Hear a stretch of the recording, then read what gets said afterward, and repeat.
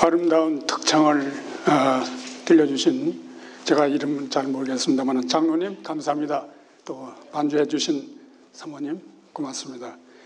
여러분들 이렇게 또 뵙게 됐는데요. 반갑습니다. 제가 제 생각하고 좀 달리, 계획하고는 좀 달리 알래스카에 이렇게 머물게 됐는데, 알래스카 하시게 되면 여러분들은 어떻게 생각하세요? 지금 굉장히 춥습니다. 여러분들의 상상보다 더 추울지도 몰라요. 그리고 눈이 얼마나 많이 왔는지 이번 겨울 아주 특별히 눈이 많이 와가지고서 제가 좀 애를 먹고 있습니다. 제가 없는 동안에 집사람이 저하고 지금 결혼한 지가 53년 됐는데 제 기억으로 한 번도 넘어진 적이 없었어요. 근데 제가 없는 동안에 이게 저의 다 불찰이라고 말씀하셔도 뭐 하는 수 없습니다. 제가 없는 동안에 그만 넘어졌어요. 넘어져가지고 그냥 이렇게 넘어진 정도가 아니고 부상을 꽤 당했습니다. 그래서 병원에 에머전시를 갖고 병원에서 여러 의사 선생님들의 도움으로 갈비가 3개가 부러지고, 그다음에 이거 스파인 여기도 또 지금 프랙처가 돼가지고서 겨우 지금 와서 앉아 있는데 참 딱하기 짝이 없습니다. 그동안 병간호 해주신 우리 교우님들, 목사님 네 분을 비롯해서 장로님 여러분들이 도와주셔서 이렇게 빨리 회복된 줄로 믿고 진심으로 감사를 드립니다. 고맙습니다. 오늘 크리스마스 이브잖아요. 많은 분들이 또 여기 가시기도 하고 또 오시는 분들도 계시고 그럴 텐데, 제가 지금 머물고 있는 알래스카, 여기가 지금 잘 보이실지 모르겠습니다만은 K-비치 덴탈 그룹이라고 하는 치과를 제가 운영하고 있습니다. 굉장히 아름다워요. 집이 약 한 4,000 스퀘어 핏 되는 싱글 하우스인데 저 땅은 한 1에이커 정도 되고 뒤에 보시면은 아름다운 숲이 있습니다. 그 다음 사진을 좀 빨리 넘겨주시죠. 여기가 이제 제 치과 병원 이름이고, 이게 이제 여름철에 찍은 사진이에요. 또 거기는 사철이 있는 것 같으면서도 사실은 이게 두 철로 느껴져요.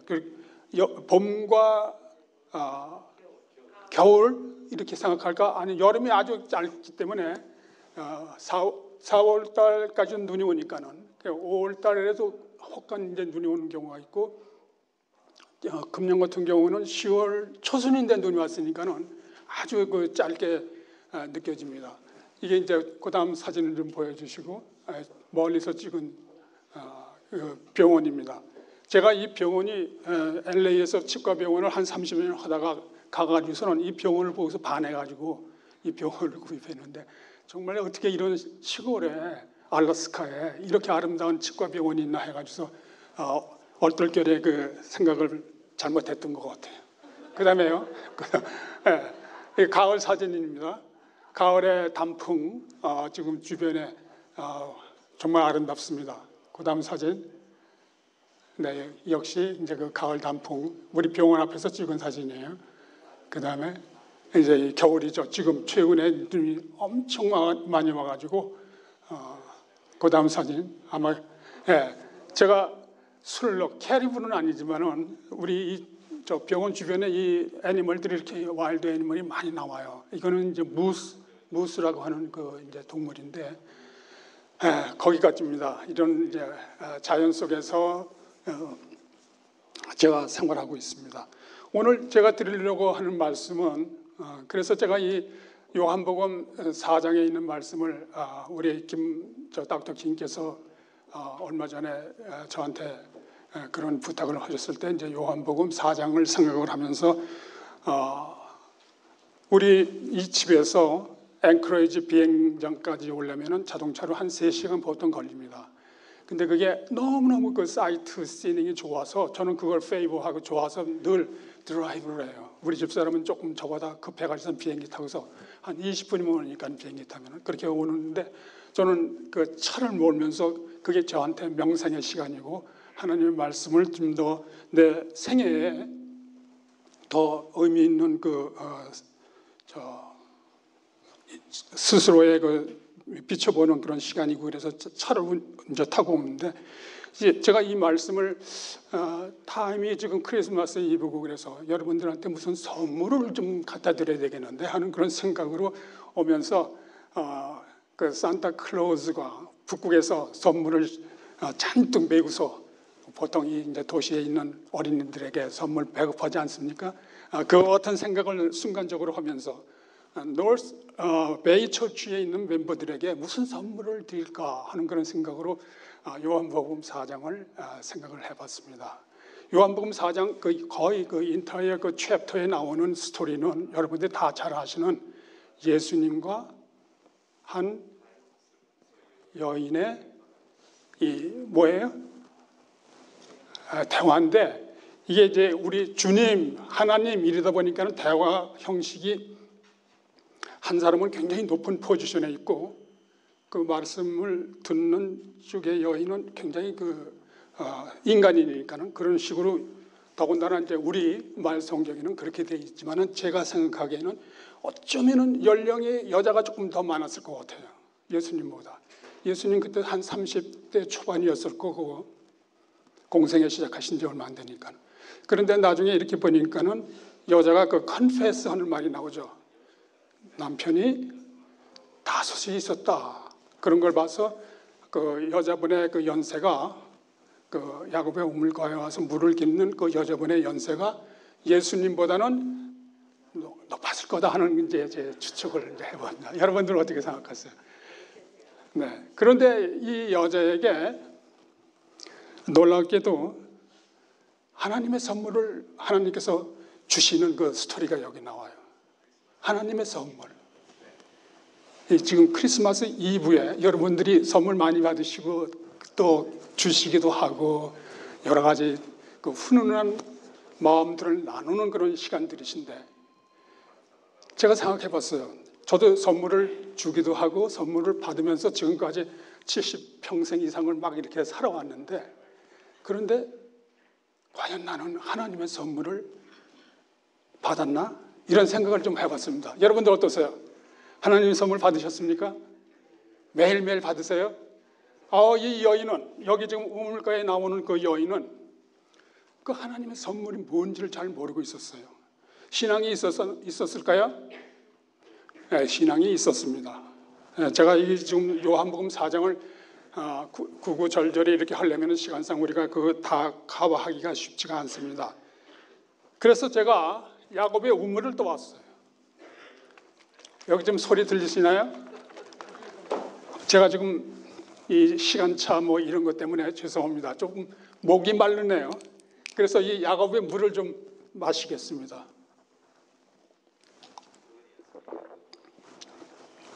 아주 시원해요. 목마름이 싹 없어져요. 이 물. 예수님이 예루살렘에서 그 본래 태어나시기를 어디서 태어나셨습니까? 나사렛이라고 하는 갈릴리 해변가에 있는 조그만 도시에서 태어나셨는데 혹시 성지순례 하신 분들 계세요? 여기 혹시 성지순례 다녀오신 분? 뭐 그런 분 앞에서는 제가 죄송합니다. 저는 한 번도 못 가봤어요. 그러나 그냥 상식적으로 혹은 이제 인터넷이나 책을 통해서 그런 걸 통해서 이제 대충 어림잡아서 말씀드리면은 예루살렘과 저기 갈릴리라고 하는 그 지역은 이 디스턴스가 있어요. 약 한 120마일 정도로 나오는데 120마일 정도면 여기서 장로님 여기서부터 어디까지 생각하세요? 120마일 정도면 세크라멘토는 훨씬 더 가겠죠? 네. 하여튼 뭐 저쪽으로 레딩 5번 프레이 레딩 거진 가까이 되겠죠? 그 거리를 예수님이 걸어서 이렇게 다니시는 거예요. 어렸을 때 12살 때 부모님과 함께 그 예루살렘 성전에 가실 때도 역시 그 디스턴스 120마일을 걸어서 가시는 그런 이제 그 디스턴스예요. 그런데 성경에 보면은 그 자주 나와요. 무슨 명절이면은 예수님께서 예루살렘에 가시는 그 스토리가 굉장히 많아요. 근데 그 길을 제가 인터넷을 통해서 이 설교를 준비하기 위해서 조사를 해보니까는 그런 그 평지길이 아니에요. 굉장히 산길이고 산길인데 그 지역이 이게 지금 에코가 심한데요. 죄송합니다. 산길인데 그 바위들도 많고 한마디로 사막이에요. 사막길인데 그래서 그 길을 통과하는데 그런 길을 지나가는 연약한 사람들이나 힘없는 사람들 혹은 그런 거를 다 개설하는 도적대가 그렇게 많았대요. 거기 산기슭에.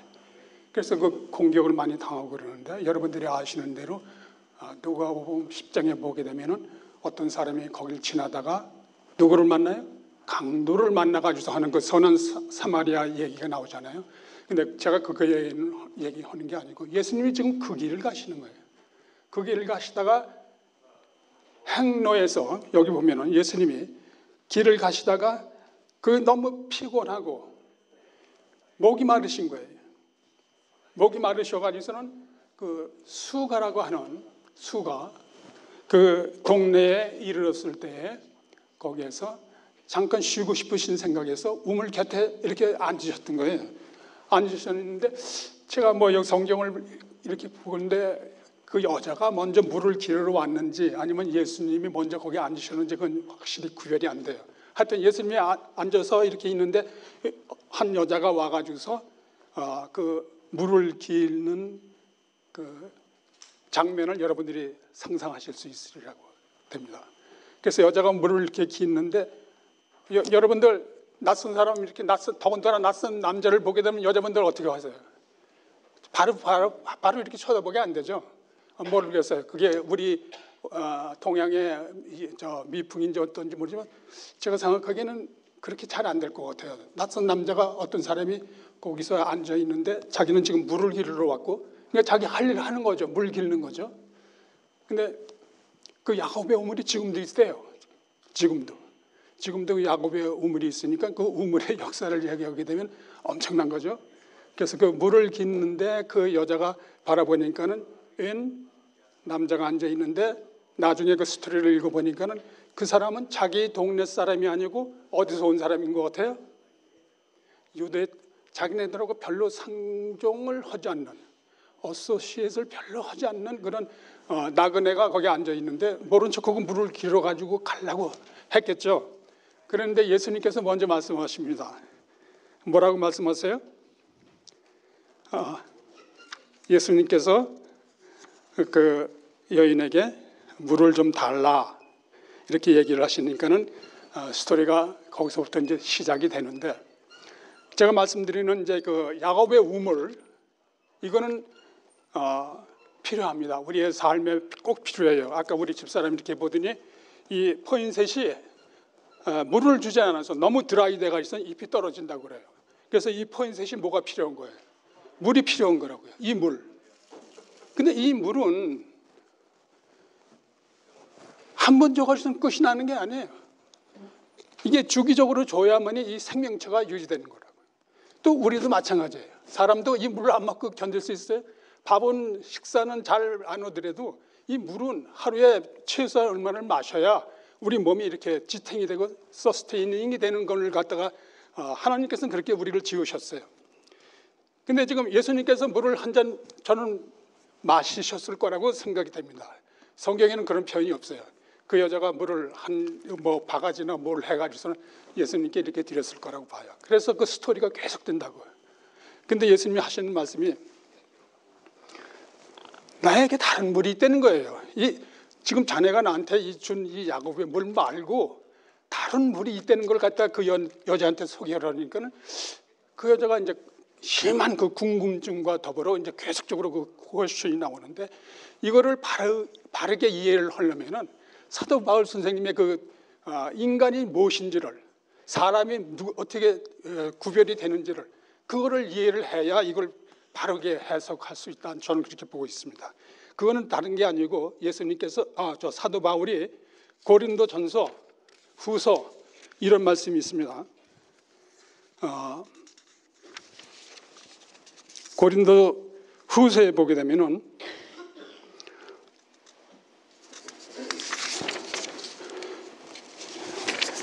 사람은 겉사람과 속사람이 있다. 이게 아주 중요한 거예요. 사실 이걸 제가 신앙생활을 오랫동안 하면서도 아는 듯 하면서도 잘 그거를 신앙생활에서 실천을 못했어요. 즉 다시 말하면 제 이 몸이 겉사람이고 겉사람 속에 숨겨져 있는, 이건 하나님의 영역인데 성경에서 의하면 속사람이라고 표현이 되어 있어요. 속사람. 그래서 야곱의 우물물이 필요한 거는 이 겉사람이, 내가 목마르고 또 말을 이렇게 하다 보면은 또 물을 마셔야 되고 나무가 물이 없으면 이렇게 시들어서 죽는 것처럼 그 생명체에게 필요한 이 야곱의 우물물이 있는가 하면은 사실상에 있어서 예수님이 주시려고 하는 그 물은 속사람, 내 속사람이 필요한 그 물이라는 것을 갖다가 지금 여인에게 설명을 지금 하려고 애를 쓰시는 그 장면이 이제 이 요한복음 4장에서 나오는 겁니다. 혹 여러분들 중에 아직 저처럼 이 말씀에 대해서 좀 힘들게 생각이 되시는 분들이 있다면은 우선 고린도후서 4장에 있는 말씀을 그거를 이게 이런 의미구나, 사도 바울이 얘기하는 것이 이런 의미에서 얘기를 하는 거구나 하는 거를 좀 더 연구하실 필요가 있다고 생각이 됩니다. 그래서 사람들은 우리 눈에 보이는 것을 중심으로 하나님을 찾으려고 이렇게 애를 써요. 그 중에 하나가 그 모세가 잠깐 하나님과 대화하기 위해서 시내산에 올라갔을 때 그들이 하나님을 신을 애굽에서 나온 이 아무것도 모르는 이스라엘 백성들이 하나님에 대한 개념이 없으니까는 눈에 보이는 뭐를 이렇게 찾고 있었습니다. 그때 만든 것이 뭐였는지 아세요? 금송아지를 만들어서 눈에 보이는 그걸 통해서 그들은 하나님을 찾고자 했습니다. 근데 그것뿐만이 아니고 우리 일상생활에서 모든 그 신앙의 초점이 보이는 것에 이렇게 맞추다 보면은 보이지 않는 것을 찾기가 매우 어려운 것으로 성경은 얘기하고 있습니다. 다시 말해서 겉사람과 속사람을 의식할 수 있는 그런 신앙의 수준이 우리가 필요한 겁니다. 그럴 때에 예수님께서 지금 주시고자 하시는 그 생수가 무엇인지를 알게 돼요. 즉 다시 말하면 예수님께서 주시는 물은 내 겉사람을 위한 것은 아닙니다. 예수님이 지금 이 여인에게 주려고 하시는 물은 그 여인의 속사람에 필요한, 그 사람의 영적 생활에 필요한 그 물을 얘기하시는 거예요. 그래서 근본적으로 이렇게 느끼거나 이렇게 만져서 우리가 알 수 있는 이런 그 물이 아니고 예수님이 갖고 계신 물은 여러분들이 이제 좀 더 대화를, 예수님과 여인의 그 대화를 보시게 되면 아시게 되겠습니다만은 성경에서, 특별히 신약 성경에서 이 성령 하나님만큼 그렇게 많이 다루고 있는 거를 저는 사실상에 있어서 신앙생활을 꽤 했다고 자부하면서도 그렇게 오래전에 깨닫지를 못했습니다. 비로소 제가 지금 느끼는 것은 한 10여 년 전, 성경에 이렇게 성령 하나님 중심으로 모든 것이 우리에게 말씀을 하고 계시는데 그런 걸 미처 저는 깨닫지 못하고 신앙생활을 했다고 저는 고백을 합니다. 제가 생각하기에 이 사마리아 여인도 그 신앙에 있어서는 어떤 사람보다도 그 동네에 있어서는 우리가 아는 대로 사마리아는 같은 이스라엘 족속이었습니다. 사실은 이스라엘 백성이었습니다. 우리가 아는 대로 다윗 왕이 이스라엘 나라를 정복을 하고 그 다음에 다윗 왕의 아들 누구였죠? 솔로몬 때, 그러니까 1대 다윗 왕, 그 다음에 2대 솔로몬 왕이었는데 솔로몬 왕의 신하 중에서 여로보암이라고 하는 그 장군이 있었어요. 여로보암이 반기를 들고 하나님이 어찌 솔로몬에게만 그렇게 하실 수 있느냐, 나도 그렇게 할 수 있다 해가지고 반기를 들어가지고는 그 나라를 세운 게 그 북방 이스라엘이었습니다. 그리고 솔로몬의 아들 르호보암이 세운 나라가 아버지의 그 솔로몬 왕을 대신해서 계승해서 나라를 세운 게 남방 유다. 그런데 우리가 이제 그 열왕기서나 역대 이런 데를 보게 되면은 그 두 나라가 이렇게 분리가 돼서 마치 우리나라 북한과 남한이 분리돼서 이렇게 역사가 계승되어 왔던 것처럼 북방 이스라엘에는 19명의 왕이 있는데, 그러니까 시작부터 멸망하기까지 19 9명의 왕들이 등장을 하는데 그중에 선한 왕이 하나도 없는 거로 성경은 기록하고 있습니다. 여러분들이 혹시 아합이라고 하는 왕을 들어보셨어요? 그 부인 이사벨 같은 그런 악한 이제 성경은 그렇게 얘기를 했습니다. 이런 왕들이 다 그 북방 이스라엘에 속했던 사람들입니다. 이제 남방 이스라엘은 또 남방 이스라엘대로 선한 왕도 있었지만은 악한 왕도 있었다고 이제 성경은 얘기하고 있는데 어떻든 그 두 줄기의 이스라엘 민족 갈라졌어요.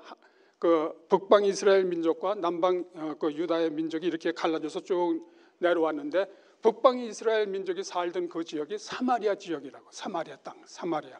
그리고 남방은 이제 그 예루살렘 중심으로. 그랬는데 아까도 말씀드렸습니다만 그 예수님은 거기서도 120마일 북쪽에 있는 갈릴리에서 출생을 하셔가지고서 그 예수님이 족속이 이 조상이 누구예요? 유다 족속 아닙니까? 그러니까 그 무슨 명절이라든가 혹은 저 이스라엘의 무슨 절기 이런 거 할 때마다 그 시골에서 여기를 사마리아를 지나서 예루살렘에 오시는 그런 그 여행길에 지금 이 여인과의 그 만남을 통해서 얘기를 계속 하고 있습니다. 여기 지금 여인이 물을 드리고 이렇게 얘기했을 때 여인이 자기의 그 신앙 고백을 하는데 누구를 앞세우냐면은 야곱을 얘기를 해요. 야곱, 우리의 조상 야곱. 그 예수님 당시에 야곱을 얘기할 때 야곱이라고 하는 인물은 이스라엘 그 조상 중에서도 아주 그 상위에 해당되는 아브라함과 이삭과 야곱, 그런 그 역사적인 자기들의 그 신앙을 강조하면서 지금 나그네 되는 이 지금 한 젊은 나그네를 향해서 자기가 그런 조상을 갖고 있다는 걸 갖다가 강조하고 있어요. 우리 조상 야곱, 야곱만큼 위대한 사람이 없는데 당신이 야곱보다 큽니까? 그런 말을 해요. 그 지금 예수님이 누군지를 모르고 있으니까 한 나그네로만 생각하고 있었으니까. 그랬을 때 이제 예수님께서 그 여인의 과거를 얘기를 하십니다. 그 보통 사람들 그거 상당히 어려운 거 아닙니까? 하나님이 아니시면 그 사람이 어떤 사람의 과거를 어떻게 우리가 알 수 있겠어요? 그랬을 때 이 여자가 그때야 비로소 자기 자기가 어떤 사람이 되는 것을 아마 어쩌면 처음인지도 모르죠. 자기가 신앙생활을 한다고 했고 조상이 갖고 있었던 그 이스라엘의 하나님을 믿는다고 하긴 했지만은 자기의 과거를 알고 있고 그거를 갖다가 지적하는 사람을 아마 처음 만났을지도 몰라요. 그랬을 때 이 여인이 고백을 하죠. 어떤 고백을 합니까? 당신이야말로 선지자 같습니다. 내가 지금 이렇게 저렇게 내 과거를 듣고 또 얘기를 나누다 보니까는 당신이야말로 하나님의 선지자이신 것 같습니다. 그렇게 얘기를 했을 때에 그 지금 상당히 대화의 초기에는 거리가 있었는데 한 유대인 남자와 사마리아 여인과의 그 대화가 점점 가까이 와서 이제는 하나님 아들 예수와 지금 하나의 그 한 영혼이 정말 그 메마른 심령을 가지고서 참 하나님을 경배하기 위해서 애쓰는 그런 그 단계까지 이렇게 좁혀오는 걸 볼 수가 있는 거라고. 이거는 우리들도 똑같다고 저는 그렇게 생각합니다. 혹 내가 아직도 교회는 뭐 30년, 50년, 저는 지금 50년이 훨씬 넘었습니다. 다니고 있는데 아직도 내 마음에 어떤 그 신앙의 기쁨이라든가 구원의 참 그 즐거움을 매일 일상생활에서 느끼고 있지 못하고 또 내가 생각하는 그 신에 대해서 하나님에 대해서 우리 자녀들이 그렇게 썩 마음에 들게 신앙생활을 받아들이지 못하고 있는 그런 고민 가운데 있다든가 여러 가지 등등의 그 우리들도 신앙의 그 갈등이 있다고 저는 그렇게 보고 있습니다. 제 자신이 그러니까요.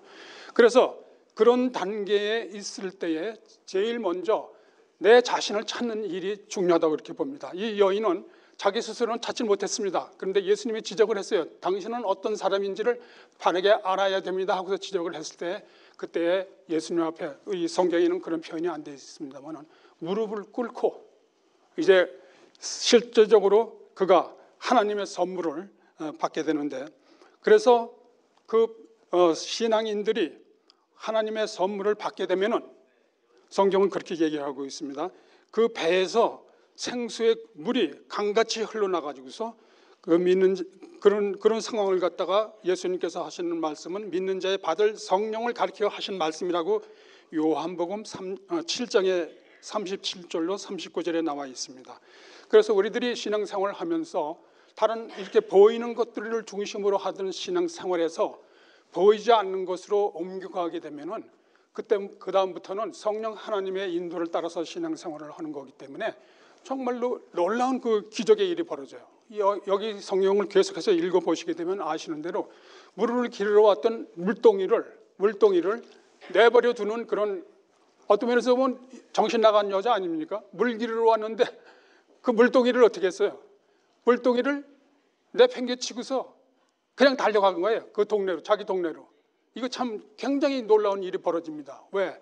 하나님의 영이 그를 인도하셔서 그 동네에 많은 사람들이 ready to believe him, 이게 지금 그걸 갖다가 하나님께서 그 기회를 이용을 이 가련한 여인을 통해서 그거를 얘기하신다고.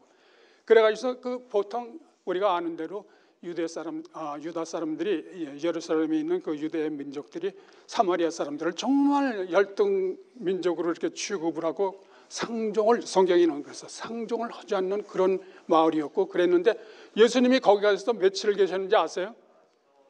사마리아에 가셔서 보통 유대 사람들은 보통 유대의 제사장이나 또는 그 서기관들이나 혹은 그 레위 민족이나 혹은 그 율법사들, 이런 소위 그 릴리지어스한 그 퍼슨들은 상상을 못하는 일을 예수님은 가서 하신다고요.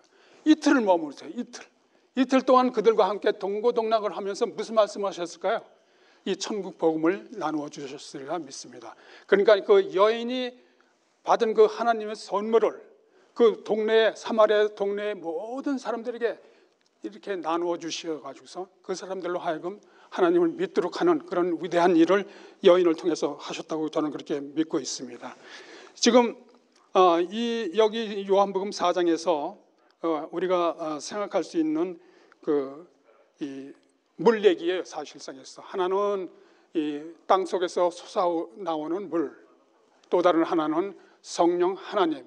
우리 속 사람이 필요한 것은 땅에서 솟아나오는 이 물이 아니고 성령 하나님. 뭐 할 때? 예수를 믿을 때. 예수를 믿는데 성령을 항상 같이 동행을 하시는데, 불행하게도 제가 이렇게 저는 19살 때 20살 그 무렵에 이제 그 조지 먼슨 그 선교사님을 통해서 재림 교인이 됐는데, 그때 제 젊은 시절을 이렇게 돌이켜보면 굉장히 그 익사이트 됐었어요. 정말 뭐 안중에 뭐 보이는 게 없었어요. 그래서 뭐 이 교회 아니면 다른 건 뭐 생각을 못했어요. 그런 그 시절이 있었는데, 그만큼 그렇게 했던 거는 성령께서 인도하신 거로 저는 믿습니다. 그런데 그 이후에 쭉 내 생활을 이렇게 제 스스로가 점검해 보게 되면은 굉장히 그 업앤다운이 심했고, 이 특별히 요한복음에 있는 이 말씀과 같이 내 속에서, within me, 내 속에서 함께 하시는 그 Holy Spirit, 성령 하나님께서 함께 하시는 걸 이그노를 했다고 저는 봐요. 뭐에 정신이 팔려서? 제가 교회 수석장로를 하고 교회에서 성경을 가르치고 설교를 하고 또 뭐 여러 가지 이런 것을 통해서 제가 가만히 이렇게 살펴보면은 과연 그런 것이 성령 하나님께서 인도하신 건가, 아니면 내 스스로가 뭔가 나를 쇼업하려고 하는 그런 것이었나, 이런 것들을 이제 좀 정리해 보는 그런 시간도 좀 저에게는 있는데, 어떻든 보이는 것에 초점을 맞추다 보면은, 그리고 지나간 우리 조상들의 그 신앙에 얽매여서 신앙생활을 이제 하다 보면은 지금 이 순간에 함께 하시는 성령님의 임재하심을 우리가 자칫 받아들이지 못하는 그런 우울을 범할 수가 있습니다. 왜냐하면 이 교회의 조직을 제가 나쁘다고 보지는 않습니다. 교회가 확장되고 커지려면 그런 것들이 필요하는데, 반대로 그것에 의한 여러 가지 그 이제 부작용이 심한 걸 볼 수 있어요. 그래, 지금 여러분들 혹시 아시는 분들은 계실지 모르겠습니다만, 기독교가 어떻게 한두 교인입니까? 한두 파입니까? 한두 정도의 그 예수님 당시에 그토록 단순했던 그 신앙생활들을 지금 하고 있습니까? 지금 기독교 크리스천리티의 다른 그 분파들, 이게 전 세계적으로 3만에서 4만까지 지금 추산을 하고 있어요. 여러분들 혹 여기 오늘 오신 분들 중에 세븐스데이 어드벤티스트가 아닌 분들 혹시 계세요? 일요일 썬데이에 교회 가시는 분들 계십니까 혹시? 우리가 이제 쉽게 얘기하면 그거예요. 한 부류는 썬데이를 준수하고 또 다른 그룹은 우리 같이 세븐스데이 해가지고서 제 7일을 이제 이렇게 준수하고 그러는데, 이 모든 것들은 왜 생길까? 하나님, 우리가 아는 대로 성경에는 하나님을 모시게 되면은 하나님과 예수님이 하나인 것처럼 우리도 그분들 속에서 하나가 되어야 되겠는데, 우리 현재 눈에 보이는 현상 세계는 그렇지가 못해요. 엄청나게 많은 그 분열을 일으키고 하나가 되지 못하는 그런 그 안타깝고 슬픈 얘기가 있는데, 제가 더 아주 놀라운 소식은 세븐스데이 어드벤티스트 안식일을 지키는 그룹이 지금 얼마 정도나 될 것 같습니까? 혹시 아시는 분, 저보다도 빨리 그거를 찾으셔서 아시는 분 계세요? 안식일 교회, 안식일 날 오늘 우리들이 이 예배 드리는 것처럼, 근데 우리하고 좀 달라요. 그런 그룹들이 있어요. 지금 제가 미국에 처음 왔을 때 어떤 분이 저한테 그래요. Do you know how many Seventh-day Adventists? 그랬을 때 제가 깜짝 놀랐어요. 와, 아니 우리가 안식일 교회 하나밖에 없는 줄 알았더니 그게 아니라는 거예요. 그때 당시에 1970년도 그때 당시에 미국 사람이 이제 얘기하는 세 그룹이 있다고 그래요. Seventh-day Adventist Reform, 그다음에 Seventh-day Baptist인데 Seventh-day 제치를 지켜. 그러면서 세 그룹이 있다고 그래요. 그때 제가 굉장히 샤킹했어요. 와, 어떻게 그럴까? 제7일을 지키면 하나가 될 줄 알았는데 그게 아니라. 근데 오늘날 얼마나 될 것 같아요? 물론 거기에는 주이시는 또 주이시대로, 그래서 이스라엘 사람들은 아직도 이제 안식일 지키죠. 지금 오늘날 제7일을 지키는 그 그룹이 얼마나 될 것 같습니까? 200개 정도. 제가 찾은 거로는 한 40개 정도 된다고 그래요. 안식일을 준수하는 그룹들인데 한 40개 정도 된다. 그 중에 제가 우리 한국에서 발생한 안식일 교회가 있어요. 그 교회는 하나님의 교회 세계 선교 복음 교회라고 이름을 붙였어요. 거기에는 뭐 세븐스데이 그건 없어요. 근데 안식일을 준수하고 있습니다. 분당에 경기도 분당이 하도 복잡한 도시죠. 여러분들 요즘 분당 얘기하게 되면 분당에 거기 헤드코어가 있는데, 물론 제가 인터넷을 통해서 본 그 건물이지만은 우리 제7일 안식일 전 세계를 통해도 그렇게 큰 어마어마한 건물은 없어요. 아마 제가 생각해 한 10몇 층 되는 그런 헤드코어를 짓고 175개국의 그 브랜치들이 있어요. 전 세계 7,500개의 교회가 있고 1964년, 저보다 1년 전에 시작한 거예요. 저는 1965년에 교인이 됐는데 그 사람은 1964년에 교회를 시작을 해가지고서 지금 175개국에 320만 되는 멤버가 있어요. 저는 아주 깜짝 놀랐어요. 야, 어떻게 이런. 그런데 이제 그 한마디로 추려서 그럼 도대체 이 사람들은 뭐 어떤 거를 믿는 거냐, 성경을 믿냐, 뭘 믿느냐, 이렇게 제가 이제 퀘스천을 가지면서 보니까는 안상홍이라고 하는 안상홍 그 사람이 교주예요.